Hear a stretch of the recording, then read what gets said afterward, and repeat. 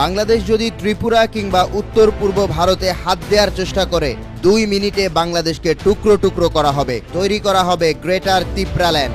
এমনকি রাজকীয় আমলে নবাবরাও ত্রিপুরার সেনাবাহিনীর সঙ্গে পারেনি তাদের একতার জন্য, এমন বিস্ফোরক মন্তব্য করেছেন ভারতের ত্রিপুরা রাজ্যের আদিবাসী আঞ্চলিক জোট ত্রিপুরা মোথা পার্টি বা ত্রিপ্রাহার প্রধান প্রদ্যুৎ কিশোর দেব বর্মা। ग्रेटर त्रिपुरालैंड बांग्लादेश में बनाएंगे।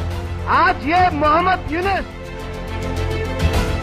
ত্রিপুরার আঞ্চলিক রাজনৈতিক দল হিসেবে পরিচিত ত্রিপুরা মোথা ত্রিপুরার বিধানসভার দ্বিতীয় বৃহত্তম দল। এই দলের প্রধান বলেন, ডক্টর মোহাম্মদ ইউনুস চীনের সঙ্গে বন্ধুত্ব করছে আর ভারতের 7 সিস্টার্সকে হুমকি দিচ্ছে। ত্রিপুরা বা ভারতের উত্তর পূর্বাঞ্চলের কোনো রাজ্যে হাত দিলে পরিণতি ভালো হবে না বলেও হুঁশিয়ারি দেন তিনি। ক্ষমতাসীন বিজেপির সঙ্গে বেশ সখ্যতা রয়েছে এই দলের।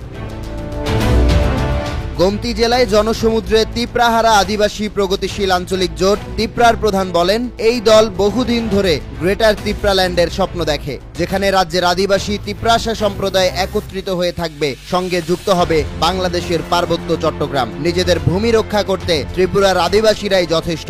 এমন এক সময় প্রদ্যুৎ কিশোর দেব বর্মা এসব মন্তব্য করলেন যে সময় নরেন্দ্র মোদী থাইল্যান্ড সফরে গিয়ে বিমস্টেক সম্মেলনের সাইডলাইনে ডক্টর মোহাম্মদ ইউনুসের সঙ্গে বৈঠক করেছেন সম্পর্কের টানাপোড়েন কমাতে। ভারতের অভিযোগ, চীনকে এই অঞ্চলের কার্যক্রম সম্প্রসারিত করার আহ্বান জানিয়ে ভারতের উত্তর পূর্বাঞ্চলীয় রাজ্যগুলোকে হুমকিতে ফেলতে চাইছে ঢাকা। এর আগে চীন সফরে গিয়ে অন্তর্বর্তী সরকার প্রধান ডক্টর মোহাম্মদ ইউনুস বলেন, ভারতের 7 সিস্টার্স ল্যান্ডলক, পুরো উত্তর পূর্বাঞ্চলের জন্য সমুদ্রে একমাত্র অভিভাবক বাংলাদেশ। চীনের জন্য সম্ভাবনার দ্বার খোলা আছে, দেশের অর্থনীতি সম্প্রসারিত হতে পারে, এখানে পণ্য তৈরি করে বাজারজাত করে দেশে নিয়ে যেতে পারে চীন, বিশ্বের যে কোনো দেশে রপ্তানিও করতে পারে।